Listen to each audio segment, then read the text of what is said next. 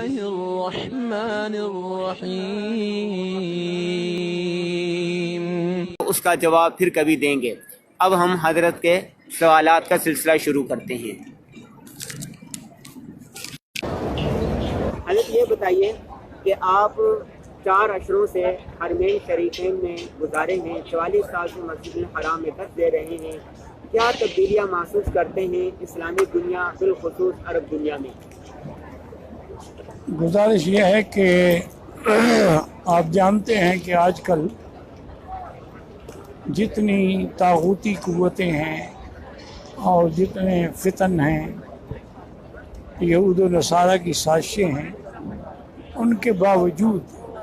اللہ کے شکر سے اسلام آگے بڑھ رہا ہے، اسلام زیادہ پھیل رہا ہے، اسلام میں زیادہ ترقی ہو رہی ہے. اتنی شوق سے اور اتنی تعداد سے کبھی حجاج نہیں آتے تھے، اب تو عمرے پر بھی 40 لاکھ آدمی آتا ہے. تو یہ دلیل ہے کہ اسلام کی محبت اور شاعر اسلام کی محبت ان دشمن طاقتوں کے زور لگانے کے باوجود بڑھ رہی ہے، کم نہیں ہوئی ہے. دوسرا سوال یہ ہے، عالم اسلام میں مسئلے کے اختلافات میں کمی کے لیے حرمین شریفین سے کیا پیغام دیا جاتا ہے اور علماء حرم کا کردار کتنا مؤثر ہے؟ گزارش یہ ہے کہ یہاں سے رابطہ عالم اسلامی کے ذریعے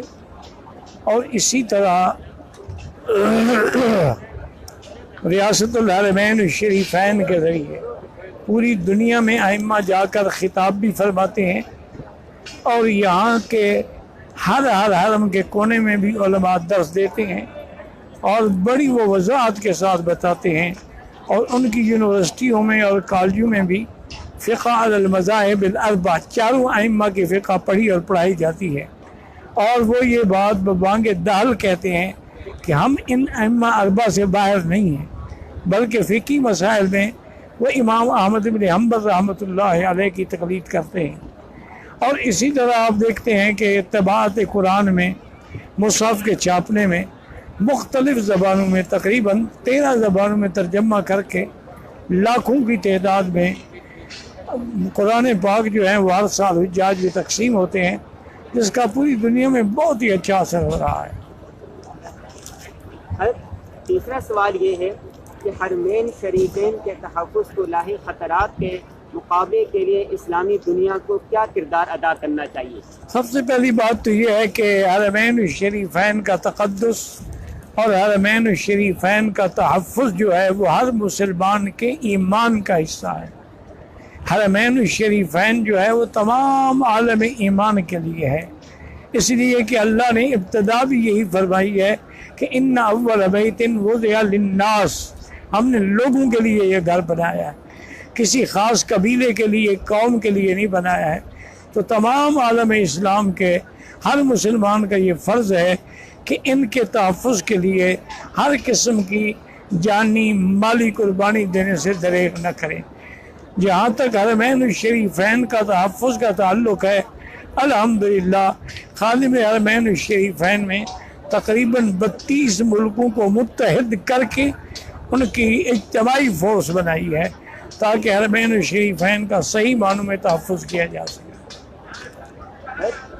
چوتھا سوال یہ ہے کہ پاکستان میں آنے والی حالیہ سیاسی تبدیلی کو آپ کس نظر سے دیکھتے ہیں؟ گزارش یہ ہے جی کہ پاکستان میں جو بھی سیاسی تبدیلی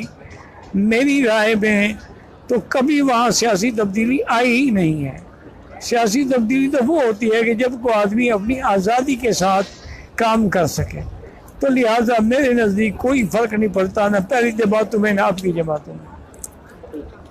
ایک سوال یہ ہے، آپ مرکز اسلام میں بیٹھ کر عالم اسلام کے موجودہ مسائل کی اصل جڑ اور اس کے حل کس چیز کو سمجھتے ہیں؟ ہم اس کا حل یہی سمجھتے ہیں کہ مسلمانوں کو زیادہ سے زیادہ تعلیم کی طرف توجہ دلائی جائے، اور تعلیم میں بھی زیادہ سے زیادہ قرآن و سنت کی تعلیم، اس کی ترویج اور اس کے تراجم اور اس کی اشاعت کی پوری کوشش کی جائے، چونکہ اس امت کی اصلاح اسی طرح ہوگی جس طرح پہلی امت کی اصلاح ہوئی. لن یصلح آخر هذه الامت الا كما صلح به اولها. تو جب تک ہم قرآن و سنت کی طرف نہیں لوٹیں گے اور اس کا دامن نہیں پکڑیں گے، ہماری اصلاح نہیں ہو سکتی. حضرت خاندانی مسائل کے حل کے لیے عالم اسلام کے مردوں خواتین کو آپ کیا نصیحت کریں گے؟ خاندانی مسئلہ امریکہ یورپ اور ان کا تو بکھر چکا ہے، لیکن مسلمانوں کا خاندانی نظام بھی تیزی سے بگڑ رہا ہے۔ گزارش یہ ہے کہ یہ ہماری بڑی بدقسمتی ہے کہ ہماری نوجوان نسل جو ہے وہ جدید فیشنیبل لوگوں کو دیکھ کر ان کے نقش قدم پر چلنا شروع ہو گئی ہے، ورنہ ہمارا یہ حل جتنا اللہ نے قرآن و سنت نے عورت کو مقام دیا ہے اور عورت کو عزت اور احترام اور اس کے حقوق کی حفاظت کی ہے، دنیا کا کوئی مذہب اس کی حفاظت نہیں کر سکتا۔ اور حضور پاک نے ہمیشہ فرمایا عورتوں کے بارے میں، امت کو نصیحت کی، وَاسْتَوْصُوا بِهِنَّ خَيْرًا، کہ عورتوں کے ساتھ ہمیشہ بھلائی کا معاملہ کریں، فَإِنَّهُنَّ أَوَانٌ، وہ تمہارے ہاتھوں میں قید ہیں، لہذا ان کی عزت، ان کی زندگی، ان کا آرام ہر لحاظ سے محفوظ رکھا جائے۔ میں یہ سمجھتا ہوں کہ اگر میاں بیوی قرآن و سنت کی روشنی میں اپنی زندگی گھریلو گزاریں تو سارے جھگڑے ختم ہو سکتے ہیں۔ نوجوان لڑکوں اور لڑکیوں کو آپ کیا نصیحت کریں گے جو مغربی تہذیب سے تیزی سے متاثر ہو رہے ہیں؟ ان کو ہدایت دینے کے لیے سب سے پہلے تو دینی مدارس سے رجوع کیا جائے، پھر ہمارے جو دین کے تربیتی ادارے ہیں ان اداروں کے ساتھ ان کو جوڑا جائے، کیونکہ جب تک کسی اللہ والے سے نہیں جڑیں گے اس وقت تک اصلاح نہیں ہو سکتی۔ پاکستان میں نو منتخب حکومت کو آپ کیا نصیحت کریں گے؟ لوگ بڑی امیدیں لگائے بیٹھے ہیں کہ تبدیلی آ رہی ہے، آپ یہاں کے آپ کا بیان بڑی ذوق شوق سے سنے جاتا، ان کو کوئی ایسی نصیحت لیکن یہ گزارش یہ ہے کہ ہماری تو ان کو بھی یہی نصیحت ہے کہ وہ اپنی زندگی کو تو پہلے قرآن و سنت کے تابع ڈھالیں اور اس کے بعد قرآن و سنت کے تمام احکامات کو ترجیح دیں اور تمام دین کے مسائل کو ترجیح دیں اور دنیا کو دوسرے نمبر پہ رکھیں۔ اگر انہوں نے دنیا کو دین کے تابع کر دیا تو دنیا بھی بن جائے گی اور دین بھی بن جائے گا، لیکن اگر دین کو دنیا کے تابع کر دیا، سیاست کا معنی یہ نہیں ہے کہ آدمی دین چھوڑ دے، دین جدا ہو دین سیاست سے تو رہ جاتی ہے چنگیزی، اصل سیاست تو دین ہے۔ انبیاء علیہم السلام نے جو طریق سکھایا ہے، جو معاشرے کو سبق سکھایا ہے، ہم اب بھی کوشش یہی کریں کہ خلفائے راشدین کے نظام کو نافذ کرنے کے لیے ہر ممکن سعی کریں، جد و جہد کریں۔ حجاج کرام کی بڑی تعداد ہے، خصوصاً آج کل نوجوان آ رہے ہیں، تو حجاج کرام کون سی زیادہ اغلاط کرتے ہیں جن سے آپ ان سے بچنے کی ترغیب دیں؟ گزارش یہ ہے کہ سب سے پہلے تو ہمارے حجاج کرام کی کوئی ٹریننگ نہیں کی جاتی، کوئی تربیت نہیں کی جاتی، ورنہ اگر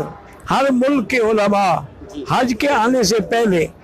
ہفتے میں صرف ایک دن اپنی مسجدوں میں ان لوگوں کو بلا لیں جو حج پہ جا رہے ہیں، جو عمرے پہ جا رہے ہیں،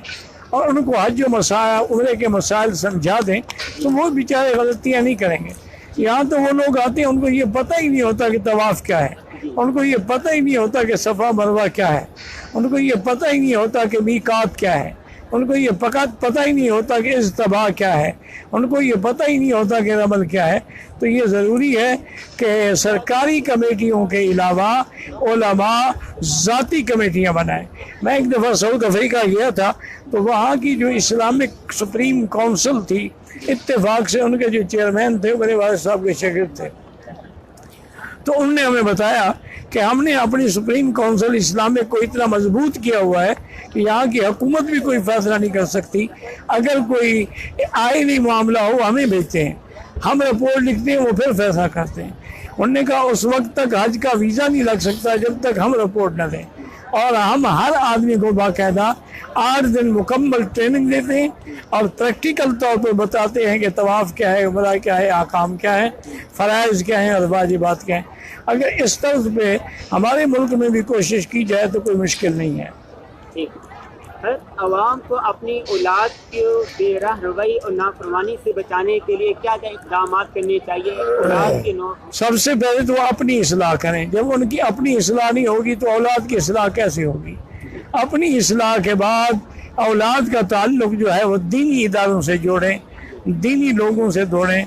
دینی رہنماؤں سے جوڑیں تو انشاءاللہ تربیت ہو سکتی ہے۔ ٹھیک ہے، نوجوان علماء کرام جو بھی مدارس سے لاکھوں کی تعداد میں فارغ التحصیل ہو رہے ہیں، آپ کیا سمجھتے ہیں کہ مستقبل میں ان کو کن چیلنج کا سامنا ہوگا، ان چیلنج سے کیسے نمٹا جا سکتا ہے؟ غرض یہ ہے کہ ان کو آج کل دنیا کے چیلنج اتنے ہیں کہ یہودیت کی تنظیمیں ہیں، عیسائیت کی تنظیمیں ہیں، ہندو مت ہے، اور دنیا کے فرق باطلہ ہے، قادیانیت ہے، آغا خانیت ہے، اسماعیلی فرقے ہیں، روافض ہیں، خوارج ہیں۔ تو ہمارے ان علماء کو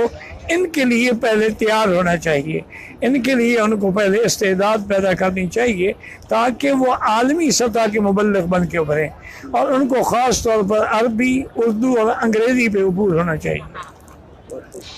حضرت مسلمان دن بدن زوال اور پستی کی طرف بڑھ رہے ہیں، انتشار کی طرف بڑھ رہے ہیں، مزید پستی سے اور انتشار سے کیسے بچا اس کی وجہ یہی ہے کہ جب ہم قرآن سے ہٹ رہے ہیں، وہ معزز سے زمانے میں مسلمہ ہو کر، اور ہم خوار ہیں آج تارک قرآن ہو کر۔ جب سے ہم نے دین چھوڑ دیا ہے ہم ذلیل ہو گئے ہیں۔ اللہ ان کو پھر دین سے رشتہ جوڑنے کی توفیق دے۔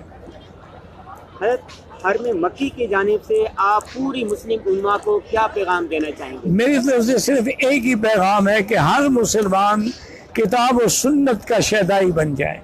آج اصلاح کے ادارے بھی کم ہو گئے اور اصلاح کرنے والے بھی کم ہو گئے، تو آج کل ضروری ہے کہ ہر مسلمان اپنی اصلاح کے لیے روزانہ کم از کم ایک تسبیح استغفار اور ایک تسبیح درود شریف اور قرآن شریف کی چند آیتوں کا ترجمے کے ساتھ باقاعدگی سے مطالعہ کرے، اور حدیث پاک میں سے صرف ایک حدیث مبارک کا بھی اگر ترجمہ پڑھ لے تو انشاءاللہ اس کی زندگی بدل جائے گی۔ حضرت آپ نے اپنے والد محترم کا تھوڑی دیر پہلے تذکرہ کیا، آج کے جو نوجوان ہیں وہ کتابیں پڑھتے نہیں ہیں، سوانے پڑھتے نہیں ہیں، اپنے والد محترم کا مختصر کا صاحب رحمۃ اللہ علیہ جو مظفر گڑھ میں پیدا ہوئے اور بعد میں وہ الحمدہ تحصیل لیاقت پور میں فروکش ہوئے، ان کا تعلق جو ہے وہ حضرت مولانا خلیل احمد صاحب سہارنپوری رحمۃ اللہ علیہ سے تھا، ان کے وہ شاگرد تھے، اور ان کا جو تربیت کا تعلق تھا وہ حضرت خلیفہ غلام احمد دین پوری رحمۃ اللہ علیہ سے تھا، اور پھر ان کی ساری زندگی پڑھنے پڑھانے میں گزری، ساری زندگی درس حدیث و تفسیر میں گزری، اور آخری زندگی انہوں نے پوری مکہ میں گزاری، اور مکہ مکرمہ میں بھی بغیر کسی معاوضے کے، بغیر کسی تنخواہ کے، حتیٰ کہ انہوں نے کبھی اپنا لباس بھی نہیں بدلا، وہی لباس جو وہاں پہنتے تھے یہاں بھی ہمیشہ وہی لباس رکھا، اور ان کے درس کا تو یہ عالم تھا کہ ہر نماز کے بعد درس ہوتا تھا، یہ نہیں ہے کہ ایک وقت میں ہوتا تھا۔ تو ان کی زندگی ایک ایسی مثالی زندگی تھی، اور پھر اتنا استغنا تھا، کبھی کسی بڑے آدمی کے دروازے پہ نہیں گئے، کبھی کوئی حکومتی عہدہ قبول نہیں فرمایا،